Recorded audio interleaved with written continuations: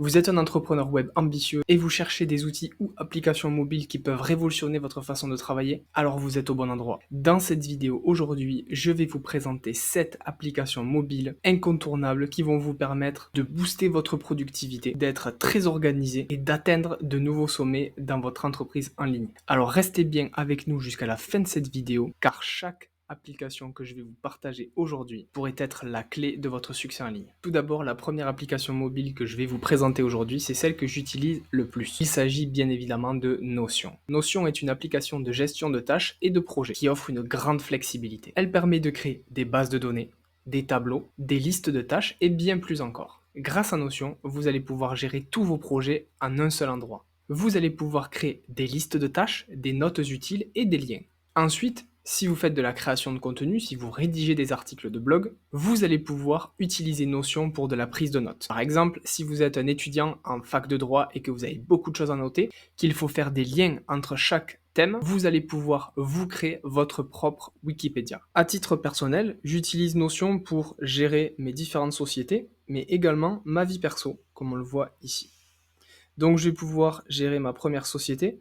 J'ai différencié ça sous forme de différentes pages. On va voir la page par exemple à propos, où je vais avoir l'identification de ma société, avec le siège social, le bureau, le pourquoi de la société, les avantages concurrentiels, etc., etc., conditions générales de vente, vision, site, agence.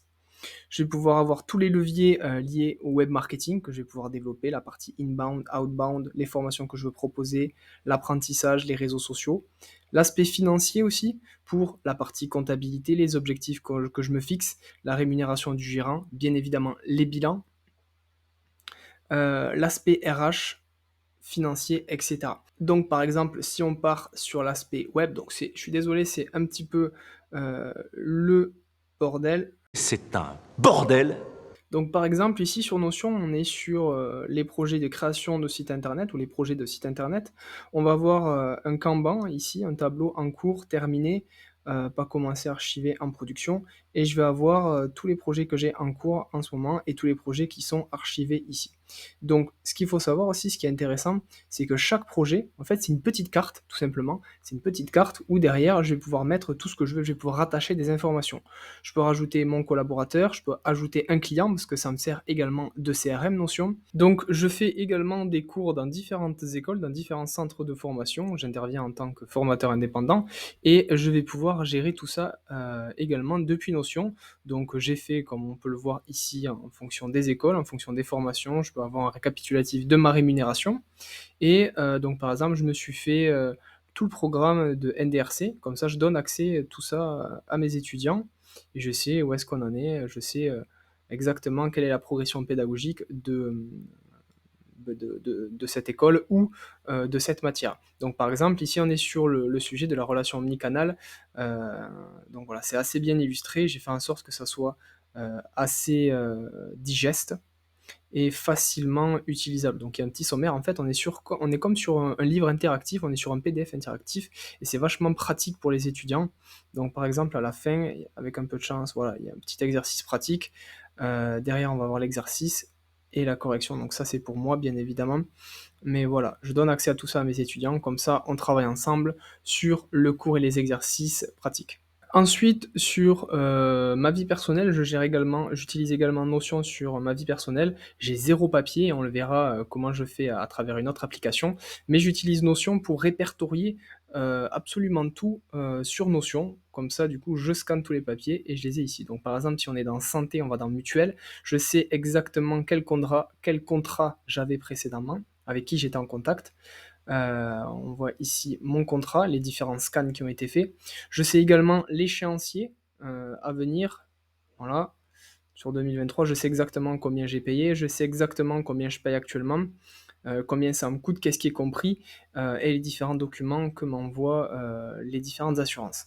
Ensuite, vous pouvez également utiliser Notion comme application de sport. Donc moi, c'est comme ça que j'utilise. Comme ça, je sais exactement quels exercices je dois faire. Donc j'ai illustré ça avec des petits gifs. Et derrière, je peux checker les différentes séries pour comme ça, je connais ma progression directement. Pareil, j'utilise Notion pour rédiger des contenus. Donc jusqu'à maintenant, je l'ai dicté, tout ça, ça a été dicté. Maintenant j'utilise les intelligences artificielles comme ChatGPT, mais Notion également permet, de générer du contenu de manière automatique. On va le voir ici, si on utilise ça, on va avoir continuer à rédiger, résumer, traduire, expliquer, améliorer le style, raccourcir, arranger, et cetera. Je l'ai déjà fait dans une autre vidéo, où j'explique comment utiliser ChatGPT et Notion, pour rédiger des articles de blog. Donc voilà, tout ça, ça permet quand même Notion de, pas forcément générer du contenu, maintenant on va plus le faire peut-être avec ChatGPT, mais ça permet surtout de l'organiser et de le gérer. Donc comme on l'a vu sur mon téléphone, Notion c'est un outil qui est très polyvalent. Vous l'avez vu, j'ai installé le dark mode, je trouve ça beaucoup plus facile à utiliser, c'est beaucoup moins fatigant pour les yeux, même si une vidéo de Micode a expliqué que c'était complètement faux. Et enfin, Notion me permet également de gérer mes clients et mes prestataires. Ensuite, deuxième outil que je vous recommande, Audible. Audible est la plus grande plateforme au monde de livres audio. Elle offre un accès à des milliards de livres audio. Dans mon cas, j'ai énormément utilisé Audible quand je faisais beaucoup d'endurance, donc j'allais courir le matin, le soir, l'après-midi, je me mettais mes écouteurs et derrière j'écoutais un livre que j'avais acheté entre guillemets, parce que sur Audible c'est un abonnement mensuel. Et derrière, vous avez droit à un livre par mois, vous le choisissez, et donc il se télécharge sur votre téléphone, il est stocké sur votre téléphone, et vous allez pouvoir l'écouter. Vous allez pouvoir ajouter des marque-pages, vous allez pouvoir augmenter la vitesse d'écoute, ce qui est très intéressant quand vous n'avez pas le temps. Donc imaginons que comme moi, à un moment donné, dans votre vie, vous faites du sport, 15-20 minutes de sport par jour. Derrière, c'est de l'endurance. Vous allez pouvoir mettre vos écouteurs, votre casque et écouter votre livre pour développer votre entreprise, votre chiffre d'affaires, votre gestion du temps, votre productivité, etc., etc. Sinon, vous pouvez même utiliser Audible le soir pour vous détendre et écouter des romans ou des fictions. Donc, à quoi ressemble Audible? Audible, on le voit à l'écran. Ici, c'est ma bibliothèque en bas. Et c'est tous les livres que j'ai dans ma bibliothèque, que j'ai commencé à lire ou que j'ai terminé de lire. Et c'est ce qui m'a permis derrière, voilà, d'absorber beaucoup de contenu en rapport avec le développement personnel. N'hésitez pas à aller tester Audible qui propose un essai gratuit. Troisième outil que je vous recommande, vous le connaissez tous, ChatGPT. ChatGPT est une intelligence artificielle de traitement du langage naturel. Cet outil a été développé par OpenAI. ChatGPT est très utile pour générer du texte et répondre à des questions. Dans mon cas, j'utilise ChatGPT pour créer du contenu ou me former. Donc par exemple, ici on est sur l'application mobile de ChatGPT qui n'est pas encore très aboutie, je trouve. Si on va dans l'historique des conversations que j'ai eues avec ChatGPT, on voit qu'il y a différents channels, donc on les voit pas forcément sur mobile, je comprends pas pourquoi d'ailleurs. Mais voilà, j'utilise différents channels pour derrière me permettre de différencier les différentes conversations. Dans un channel, ChatGPT va être un expert en rédaction de contenu, va être un expert en référencement naturel, va être un expert YouTube, va être un expert dans tel projet, être un accompagnateur dans tel projet, dans la réussite de ce projet-là, et ses conseils vont être différents. Donc voilà, là on voit qu'on est sur un channel où il y a eu pas mal de discussions avec ChatGPT, et je lui demande derrière de me rédiger une liste de 10 choses à préparer en tant qu'étudiant lorsqu'on veut aller sur une journée des portes ouvertes dans un CFA. Donc qu'est-ce que c'est? Ce qu'il faut savoir, c'est que moi, j'ouvre un organisme de formation, un centre de formation d'apprentis, un CFA, et on organise une journée portes ouvertes justement demain. Et donc j'ai créé une page internet, une page sur WordPress et sur Divi avec un formulaire d'inscription, de préinscription aux journées portes ouvertes. Et j'ai voulu agrémenter cette page avec du texte. Pourquoi du texte? Tout simplement pour le référencement naturel et pour apporter un petit peu de contexte à cette page pour pas qu'elle soit vide et qu'il y ait juste une image et un formulaire de contact.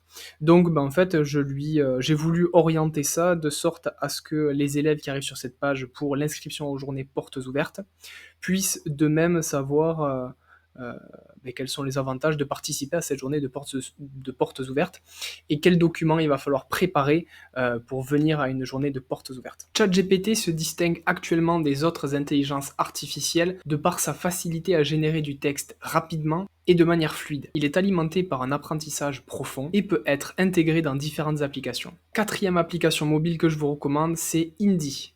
Indie est une application française qui vous permet de gérer votre comptabilité depuis votre smartphone ou depuis votre ordinateur très facilement. Elle offre également des outils de facturation ou de devisation et vous allez pouvoir faire les rapprochements bancaires très facilement. Indy est connecté à votre compte bancaire, donc vous allez pouvoir ajouter les factures, vous allez pouvoir associer les factures aux montants qui sont prélevés ou crédités sur votre compte. Là où Indy se différencie pour moi de la concurrence, c'est que l'outil est extrêmement facile à utiliser. Les graphiques sont très intuitifs, très ergonomiques. L'outil en général est très ergonomique. Il y a toutes les informations que vous allez chercher et vous allez pouvoir traquer chacune de vos dépenses. Grâce à Indy, j'économise à l'heure actuelle plus de 1100 € par mois de dépenses inutiles que m'a fait remonter Indy. Comment j'ai fait? Je suis tout simplement allé sur mon application mobile ou ordinateur et vous allez pouvoir aller dans la case dépenses et vous allez voir quelles sont les dépenses qui ressortent le plus. Derrière, vous allez chercher à les optimiser. Donc si vous n'avez pas de solution à l'heure actuelle, je vous recommande d'aller sur ChatGPT et de poser la question à ChatGPT: comment économiser de l'argent sur ce point de dépense qui me coûte très cher dans mon entreprise. Pour la petite anecdote, Indy a été créé par un petit groupe de freelance qui cherchait à faciliter sa comptabilité. Ensuite, une autre application mobile que je vous recommande, c'est CamScanner. Donc ça, c'est une application qui est pas très connue, mais c'est une application qui va vous faire gagner un temps monstre. CamScanner est une application mobile de numérisation de documents. Elle transforme votre smartphone en scanner. Elle permet de numériser n'importe quel document à partir de votre mobile. Donc là, on est sur l'application CamScanner et on voit que je suis en train de scanner de manière intelligente ce document afin de le stocker sur Google Drive, sur Notion, ou pour pouvoir l'éditer directement en ligne, le signer ou le renvoyer à quiconque. Donc là, je clique sur le scan. Là, il a détecté un document. Je vais pouvoir aller l'ajuster. Propre, il y a une petite loupe. Nickel. Nice. Et derrière, une fois que c'est bon, je peux faire continuer. Et là, derrière, il va me le transformer pour que ça soit beaucoup plus lisible. On le voit ici, hein.